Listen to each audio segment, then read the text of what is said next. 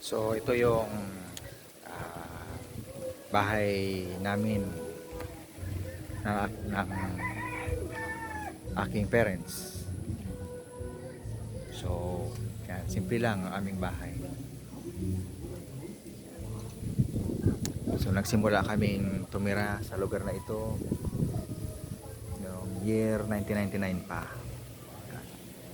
At yan, medyo lumaki na siya. Dati hanggang dyan lang yan. Pero nung naging RM na ako, so nagkaroon na yan ng taas. Yan. At may mga malalaking ano na din, mga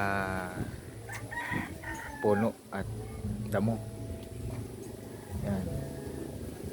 Yung mataas na yun, hindi ko alam kung anong klaseng ano yan, damo yan. Pero sobrang mataas siya. Tapos itong nyug na ito,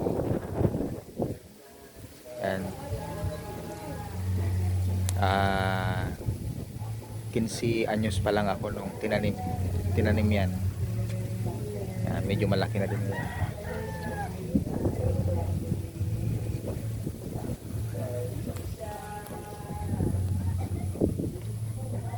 Itong papaya ay